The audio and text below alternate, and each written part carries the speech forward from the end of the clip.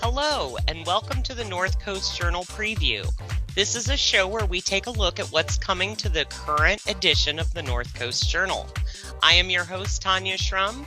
We are joined by the North Coast Journal's news editor, Thad Greenson, and arts and features editor, Jennifer Fumiko Cahill.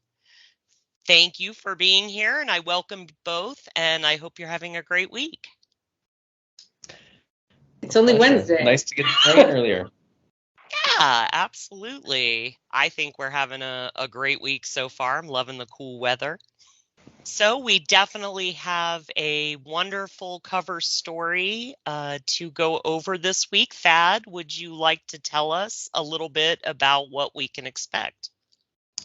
Yeah, thanks, Tanya.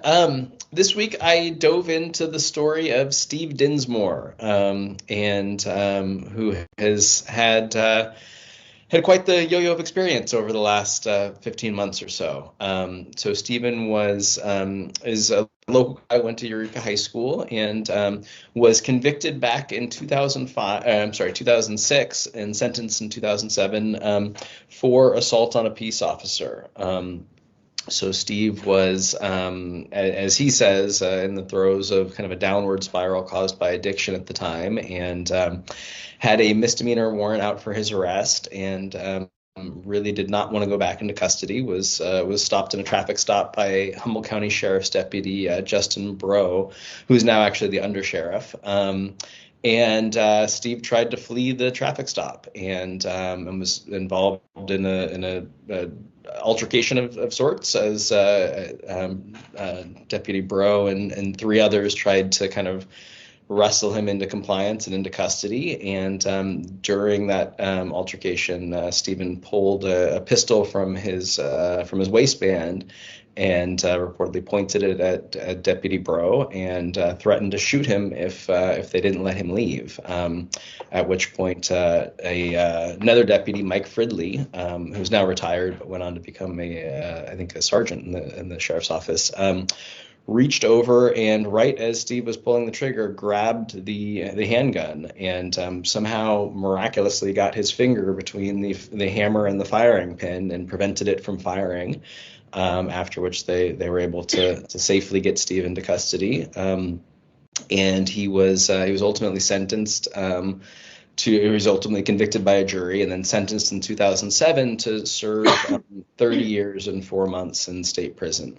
10 years of that being, which we'll come back to, being a mandatory firearm enhancement, that he had used a firearm in kind of the commission of the felony. And so Steve, went off to serve his sentence and was, I got the chance to interview him a few times for this story, in Humboldt County Jail. And he was, he was said that he was in a really dark place initially. He was sent to Pelican Bay and, but over time, got involved with some programming in the prison system, first at Pelican Bay, and then he was bounced around to a bunch of different prisons. But, and really decided to start kind of the path of self-improvement. And so took courses in everything from anger management and parenting to substance abuse prevention and victim impact, and then started also working towards his GED. And so by the time 2021 came around, he had put together, a pretty impressive kind of portfolio of work that he'd done in custody to try to improve himself and quote unquote rehabilitate himself. And he did this all kind of without any hope that he would have a chance at being released. He was sentenced to a determinate sentence, and then he appealed a couple times, which were unsuccessful, and then they made that underlying sentence final. And so while he would get conduct credits and, shave a little bit of time off the sentence that way if he behaved well in custody, there was no chance of him kind of going before a parole board and kind of pleading his case and getting out significantly earlier, so he thought. And then there was a change in state law, and so a state law passed which made those types of firearm enhancements, discretionary. Previously, they had been mandatory, and so if a judge was sentencing somebody on certain convictions, they had to add this 10-year sentence, and this gave judges the discretion to do it or not. And so Steve took that as a chance that maybe he could convince a judge to reduce his sentence. And at that point, he'd basically served the bulk term of the sentence and was beginning to just serve the enhancement part. And so he filed a writ for habeas corpus, so basically a petition to come before a judge and kind of plead your case about why your sentence is unjust or illegal. And so this all came to a hearing before Judge John Feeney in August of 2022. And Steve and an advocate on his behalf really pleaded the case that not only should this should this new law apply to him, but also that he had been thoroughly rehabilitated in custody, that he hadn't had any infractions in custody. He hadn't been written up in, I think, almost a decade. As I said before, he'd completed all of these courses and also had put together these really detailed plans for what he was going to do if he was released, and how he was going to stay out of trouble, and how he was going to stay clean and sober. And the Humboldt County District Attorney's Office objected to his request, and saying not that he hadn't been rehabilitated or that he posed a risk to the public, but that this law was not retroactive, basically. So it should not apply to somebody who was sentenced in 2007. Judge Feeney kind of brushed those concerns aside and found that it was in the interest of justice to release Steve, and did so. Ordered him, to be released that day. It ended up taking a week or so. But ultimately he was, I think I said it was August in 2022. I'm sorry, it was May. So ultimately he was released from prison and kind of started to adjust to a new life that on the outside after 17 years. And he was very kind of forthright with me about just the challenges in that, from not knowing how to navigate a smartphone to just being kind of dumbfounded by, a gender neutral bathroom and whether to go in or not on his way home. But in time, he really kind of, in his words, did everything that was asked of him and really took, a series of steps to start leading a productive, law-abiding life. He kept going to AA classes. He initially tried to go to school to work toward becoming a substance abuse counselor, but that kind of got derailed by the wildfires last summer. His access route to school was cut off. And then he got a job working for Caltrans. And so he was working as part of a road crew and clearing snow and helping motorists who were stranded and stuff like that. And reconnected with a high school acquaintance and got engaged, and they moved into a house together in Reading, and was really feeling like kind of everything in the second chance of his was really coming together. Oh, most importantly, he reconnected with his two daughters who were little when he went into custody and are now adult, and his 6 grandchildren now. And so he was just really kind of elated. But as he was making these steps, in his life on the outside, the district attorney's office appealed Judge Feeney's decision, arguing that he'd overstepped his bounds and kind of erred in his interpretation of the law. And an appellate court ultimately agreed, saying that, kind of unequivocally that, yes, this law was not to be applied retroactively, and the judge didn't have the discretion to do so. And so sent the matter back to Humboldt County Superior Court, but kind of said, in light of everything that's happened, maybe the district attorney's office should consider some alternative to sending him back to prison to serve these final 10 years, given, his rehabilitation record in custody, and then also how well he had done out of custody. And so in August of this year, Steve kind of came to Humboldt County. He was living in Reading at the time, came into Humboldt County really thinking that something could be worked out. And so he was wearing his Caltrans uniform, preparing to go to work after the hearing. And Judge Feeney, said that he recognized that he'd overstepped his discretion, but asked the DA's office about whether they would make some sort of alternate resolution, whether it be, putting him on parole or probation or some sort of ankle monitor or something like that. And the district attorney's office said no, that they were unwilling to do that. And that left kind of no option other than sending him back into custody. And so he was, during that hearing, he was handcuffed and taken into jail. So right now he's still in Humboldt County Jail.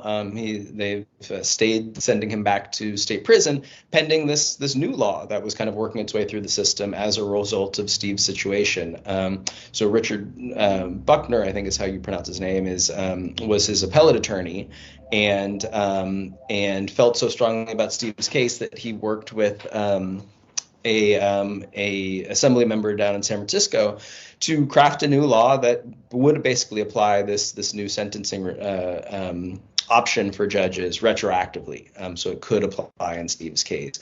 And that has now been signed by the governor, passed both the Assembly and the Senate, and will become law in January. And the question now is kind of what happens to Steve in the interim. It's anything could happen, but it stands to reason that if Judge Feeney, ordered him released once, he might be likely to do so again when he can in January. But he doesn't yet have that option. And so actually on October 16th, he's due to go back into court, Steve is, and to kind of figure out what the next steps are.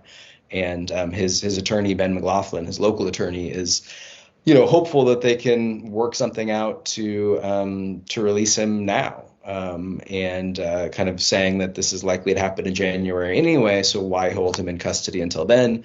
Why not release him to probation or parole with some kind of monitoring status until Judge Feeney can, officially strike that 10-year firearm enhancement in January? But all of that is kind of uncertain at this point. This has been a wonderful story of redemption, and I really appreciate you bringing it to us and to the North Coast Journal.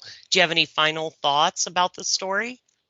It really struck me in talking to Steve just how much he appreciates the second chance and how hard he worked for this opportunity to have one. And after initially he said when he was sentenced, he never thought he'd get out. He thought he would die in prison. And it was just really felt to me as I was talking to somebody who was in being released and was breathing new breath and was just really just so excited at the opportunities in front of him. He talked to me about how hard it was for him to just kind of sit idle because of how much he felt he'd missed in life. And so he one of the anecdotes that really stood out to me from the story is he said that, he kind of when he didn't had something to do, he would go mow the lawn, and he just loved mowing his lawn, and because the smell of the fresh cut grass just smelled of productivity to him. So I think that, and then just, I kind of close the story with a quote from him of just, he doesn't think that people outside, free people, kind of understand what they have. And I think that was just having experience of talking to him and, visiting him in jail really reinforced that to me as just how those of us who do lead for lives should be very grateful for that and do all we can with it. Thank you, Thad. And I encourage everybody to pick up a copy of the North Coast Journal and read the complete story for yourself. Well, thank you very much. Let's now turn to Jennifer and what's happening on the Arts and Features beat. What do we have cooking this week? Significantly lighter. We are talking this week about Takeout. I do not know what is happening in your house, Tanya, but I will tell you that there are cabinets in my house that basically have like a Watts tower of plastic containers that I have brought things home in, like noodles, like I mentioned, like birria tacos. I have brought home biryani and these things. I have brought home everything that we got for takeout in the pandemic and after the sort of, return to restaurants and everything. I still love takeout. I have a mountain of this stuff. And I mean, we reuse them, and I have heard people doing hilarious things reusing them, but people are planting stuff in them. People are reusing, and nobody leaves my house without some sort of a take home leftover from dinner that's probably in something that I got nachos in one time. And honestly, worse than the accumulation of all this plastic, even though we're like frantically trying to reuse it, is the styrofoam. We're still out here using styrofoam. And I feel terrible whenever I like order something and then all of a sudden the styrofoam shows up and you're like, and you're like the plastic bag that I forgot to say I didn't need because I'm just going to open this up in my car. Anyway, the guilt. So I was looking into what the rules are locally, because sometimes, the state has its rules, local municipalities, counties have their own rules, etc. So I looked into where we are in Humboldt County. Unbeknownst to me, but apparently knownst to others, the Assembly Bill 619 passed in July of 2019. I don't remember this one, maybe because there was a giant pandemic that happened soon after, and that's all we cared about. And in 2019, like, how important was takeout in your life, right? Anyway, that updated the California Retail Food Code that tells you everything about, like, when you need to be wearing plastic gloves, refrigeration, all that stuff. And it basically says that restaurants, food trucks, food businesses, etc., can take a customer container and fill it for them. Or in the case of a salad bar or buffet, the customer can use their container and fill it themselves. There just have to be lots of precautions to keep cross-contamination from happening. And at the same time, over in Arcata, not the same time, 2020, ordinance number 1527 updated their rules on disposable foodware. So you can't just like hand out a plastic container. So yes, all you lucky people who got my Christmas cookies in plastic takeout containers, you can't use those. You have to use a fiber-based compostable container for single-use takeout, and it has to be free of fluorinated chemicals, otherwise known as PFAS. PFAS stands for something very long and scientific that I am not going to try and say. I will, however, tell you that they are chemicals that have been found harmful. They break down, they don't break down in landfills. So like you think to yourself, oh, it'll decompose. It does not.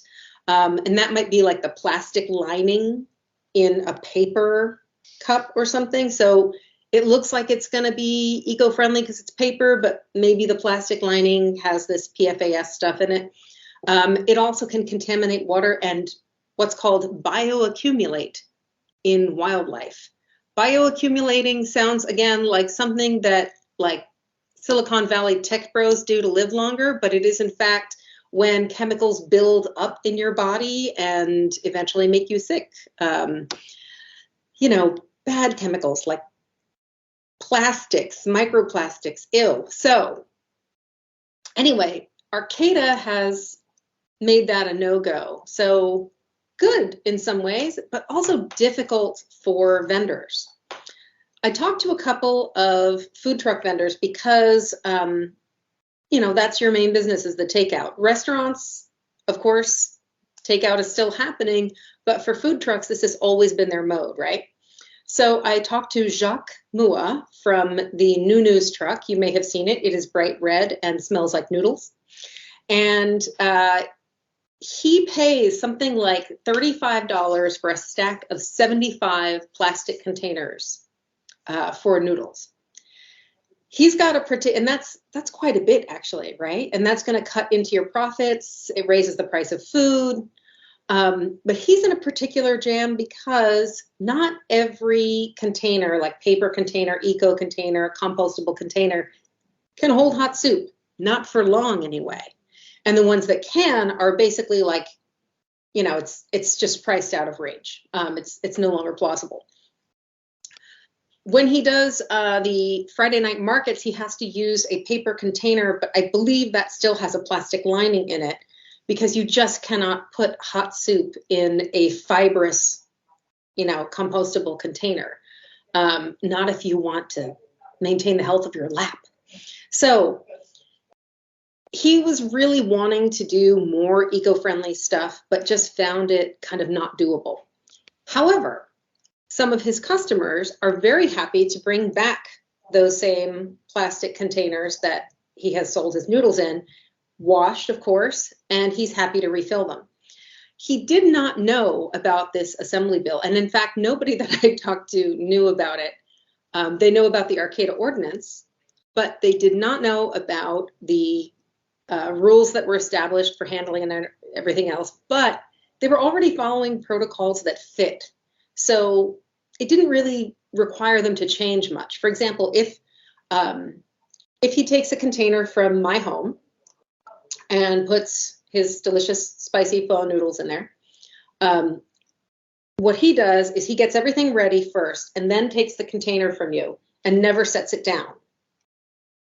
Fills it, etc., makes sure that the utensils that he uses for serving do not touch the container. If they touch the container, according to the food code updates, it has to be replaced with a new clean one. Makes sense, right? You wouldn't stick your fork in somebody else's food, right? If he puts that container down, that means that the surface it was put down on has to either be protected with a piece of deli paper or something that's thrown away, or it has to be sanitized after the food goes back to the customer. It's pretty simple. And it's what most, food businesses are already doing. If they're following current food code, then the same protocol basically applies to somebody else's container. All it is just keeping the container from contaminating any of the other foods or any of the other customers' orders. So he's had a bunch of customers do this, either bringing their own containers or, like I said, the one that they got from him last time. And it's worked out great. He's very happy. And he said no complaints on this side at all. He's very happy to save the money on packaging, to send off the food, without something that's going to linger on earth forever. And then also, honestly, the food transports better. A paper cup is never going, in a plastic container, is never going to keep things hot the way that a glass container or a metal container or, something sturdier will keep it. And I don't get takeout unless I got my insulated bag with me. I'm not playing games. I cannot believe I have not been monitoring the temperature of my chicken wings as closely as I've needed to all this time. But I also spoke to Esmeralda Hernandez, who is one of the owners of the Los Giles taqueria truck, which, shout out to those tortas, by the way. And she was like, oh yeah, we would totally take customer containers. She had never heard of the protocols, but what she does fits those protocols anyway. And she's like, yeah, you just have to clean the surface that they touched, like anything. And if you've been catering and things like that, you've been following these rules anyway. But nobody's ever asked her. So she's been using the pricey Arcata eco-friendly containers all this time, and she uses them wherever she goes because she's mainly based in Los Giles. It's mostly based in Arcata, and then they, go elsewhere. And she's also saying that it's expensive. She's paying between $30 and $43 for 100 boxes for tacos. And at the same time, she was saying that, it's even more for the boxes that she sells chimichangas in because they're heavy and greasy. But she was saying that, they don't want to raise prices. The prices of all of their ingredients, of gas, everything is going up, and they really don't want to raise prices. And so any little bit helps. So if you can bring a container, the only thing that I recommend that you do is call first and make sure that it's okay with them, because not everybody has their staff trained up. These folks that I talk to are old hands and hardcore people who've been doing this for a long time.